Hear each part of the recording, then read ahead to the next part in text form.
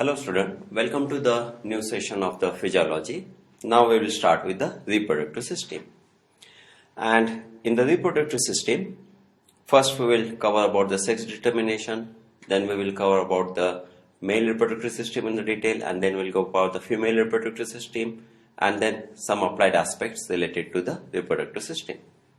Now, how does the reproductive system becomes a part of the physiology? Because it is we can say that every living being has the one aim, that is the aim to live. That is, I should live happily and my genes should pass. So the passage of the genes and the formation of the new beings, that is the one where the reproductive system plays an important part. There are two types of reproduction: asexual reproduction and the sexual reproduction. We have seen that with the evolution now, the sexual reproduction has become a dominant one compared to that of the asexual reproduction. In the asexual reproduction, though it's being easy, but what are the advantage of the sexual reproduction over the asexual reproduction? Because whatever the new being is formed, the living being that is going formed, he has got the combination, he has or she has got the combination of the genes. And now, these genes are being selected once. So this selection of the genes make him more and more superior in a sense that he is able to survive better way.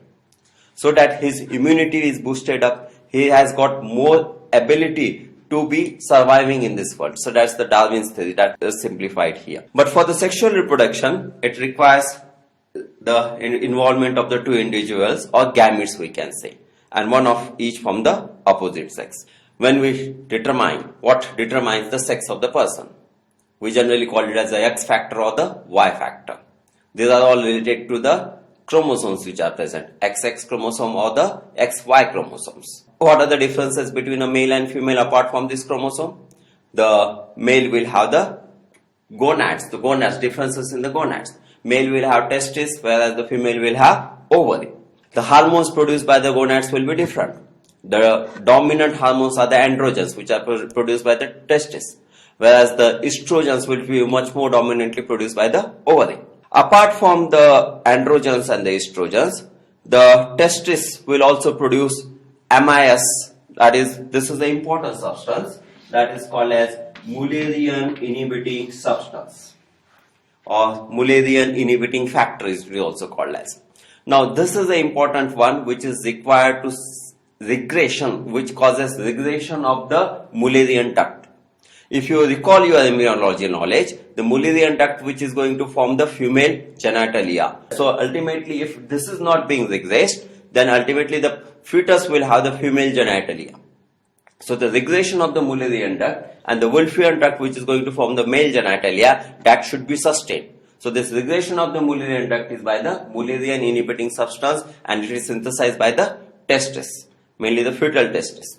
Then another substance which is secreted is the inhibin. This inhibin is required for the feedback inhibition of the follicle stimulating hormone, FSH. So these are the substances which are secreted by the testis: androgens, that is mainly testosterone, MIS, and the inhibin. What are the substances which are secreted by the ovary? Estrogen, then it will also synthesize progesterone, inhibin, which has got the same function as that of this, but in addition to that, it will secrete relaxin.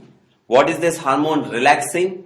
Relaxin is hormone which was found to be very useful at the time, especially at the time of the delivery, where it is going to cause the relaxation of the pubic symphysis and the joints of the pelvis, so that the parturition can be facilitated. Right? Now, when it comes to the gametogenesis, or when we say that, normally if the person has got the 40, this is the female, this is the male. So in the gametogenesis, ultimately the gamete that will be formed is 22X, and the polar bodies that will be formed. Here the gametes can have a chromosomal combination of 22X or 22Y. And now the fetus can have either, it can be, if this is the combination, the fetus will be female. If this is the combination, the fetus will be male. Now coming to the Y chromosome, how does that Y chromosome plays a magic to be a fetus into the male one? Every fetus, as if the Y chromosome is not present, or if the testosterone MIS is not present, every fetus is a female as such. For the female external genitalia to be formed, for the female internal genitalia will form, there is no requirement of estrogen as such, but for the male genitalia to be formed, is testosterone is must. MIS is must if the male genitalia has to be formed. So every fetus is a female in a sense. I say that every fetus will develop female in absence of this. But what is present on the Y chromosomes? On the Y chromosome, tip of the Y chromosome, there is a region which is called as SRY, or this is called as sex determining region on Y chromosome. What is the long form of SRY? Sex determining region on the Y chromosome. What this SRY has? It has got the genes. It has got the genes for the formation of testes. It has got the genes for formation of the MIS. So that is the importance of the SRY, which is present at the tip of the Y chromosome. And now, how does this SRY causes the male fetal formation? That we will see.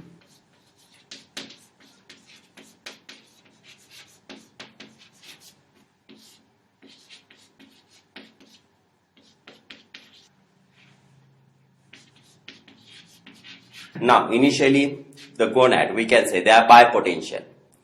So they can form even the male or the female gonad. But in presence of the SRY, normally what is being formed is the fetal testis, and in that case, that is the testis, that means the male gonad that is being formed. And now this fetal testis, it can synthesize MIS, so which will cause the inhibition of the Mullerian, that is the inhibition of the Mullerian duct. Then it can form testosterone. Testosterone will be required for the formation of the male internal genitalia. Then it can form the dihydrotestosterone, which is required for the formation of the male external genitalia.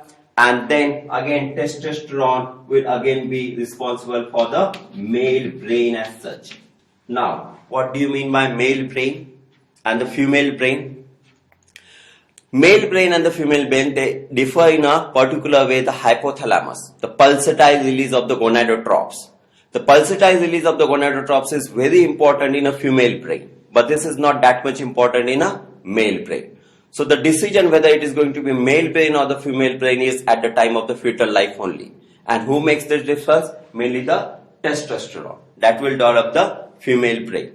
And when the adult testis is being formed, again it will synthesize the dihydrotestosterone, and that will cause the development of the secondary sexual characters at the time of the adolescent and puberty. But in absence of the SRY or in absence of the testosterone everything, then the female external genitalia, female internal genitalia that will develop, and the estrogen that will be formed, and secondary sexual characters will develop at the time of the puberty because of the estrogens. What is Barr body or the sex chromatine? In the earlier days, it was commonly used to determine the sex of the person. Now, commonly it is seen that this is most commonly seen in, suppose a WBC is there, and this is the nucleus of the WBC. Surrounding the nucleus, some stick-like structure which can be seen. This is called as the Barr body. This can be seen in the mucosa. This can be seen in some of the WBCs. What is this Barr body? Normally in autosomes, apart from the two X chromosomes are there in the female, one of the X chromosome will regress.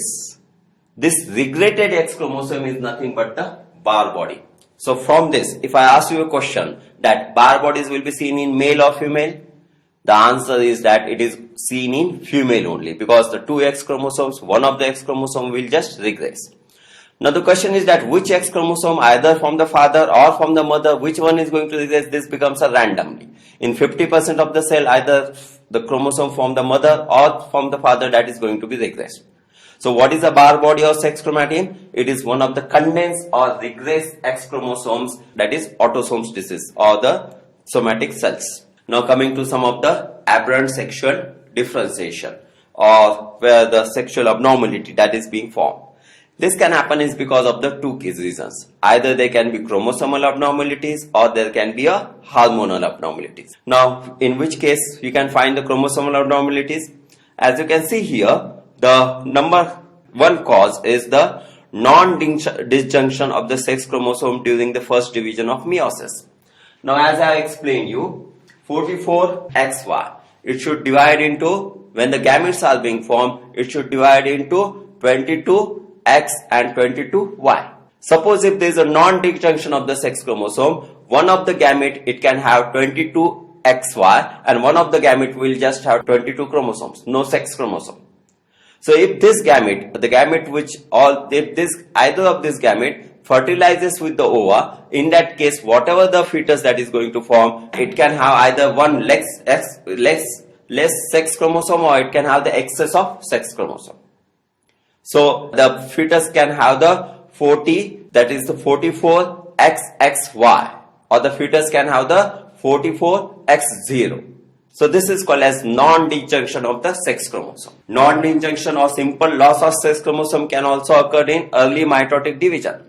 Now whenever the fertilization has taken place afterwards and the zygote is being formed, the 2-cell stage, 4-cell stage, 8-cell stage, and if in this early divisions, if one of the X chromosomes, that is non-disjunction, take place, and if one of the X chromosome is lost, then half of the cells will not have that sex chromosome, whereas the half of the cells will have excess of the sex chromosomes. So this condition where the two clones are being formed, this is called as mosaicism, as you can see here.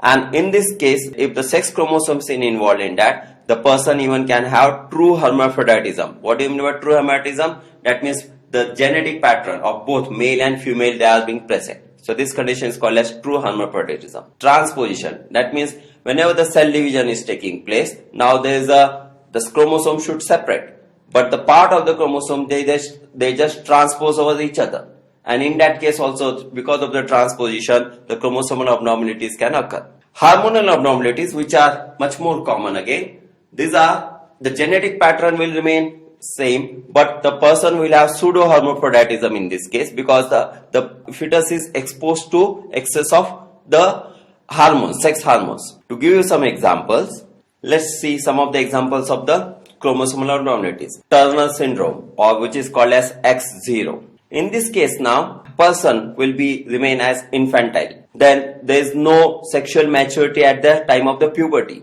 Since there is no Y chromosome here, so the genitalia that will be developed, that will be of a female. So this is called as Turner syndrome, which is common one.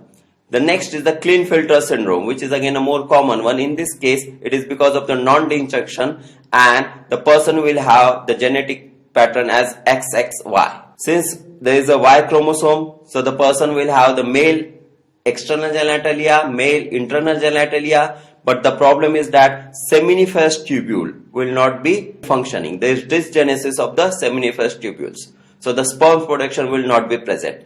Testosterone production will be quite high. It can remain high to develop the secondary sexual characters. So this is the Klinefelter syndrome, which is the most common one, and then followed by the XXX pattern, or these are also called as the super female. Apparently this type of the super female, they will not show much of the abnormality as such. So this type of the one which can be much more common as compared, because as such it does not have the much of the abnormal symptoms related to that. Some hormonal abnormalities which can cause the aberrant sexual behavior. Female pseudo hermaphroditism. Now a female is there, and female fetus or the female, and she is exposed to excess of androgens. When this can happen, what is the source of androgen in a female? Adrenal cortex. So if there is a tumor of the adrenal cortex, in that case we can call it as a congenital visualizing adrenal hyperplasia also. In this case, the fetus will be exposed to excess of androgens. So in that case, there will be a visualizing effect, and in that this will be called as female pseudo hermaphroditism. What are the examples of male pseudo hermaphroditism? If there is a defective testicular development. So in this case, it is not necessary that a male is exposed to excess of androgens, but there can be absence of androgen. So in defective testicular development, the androgens will not be present, and then the person will have the female type of behavior or female body structure. Even if sometimes the testosterone is present, testosterone is converted into dihydrotestosterone, which is more active form, and that is because of the enzyme 5-alpha reductase. So if there is deficiency of 5-alpha reductase, dihydrotestosterone will not be formed, and in that case the person will have male pseudo hermaphroditism. In some of the persons, there is a mutation of the genes for which forms the receptors for the androgens, testosterone, dihydrotestosterone. So if there is no receptors are there related to that, that even if the testosterone is present, dihydrotestosterone is present, it will not be able to act. And in that case, the person will have the complete androgen resistance syndrome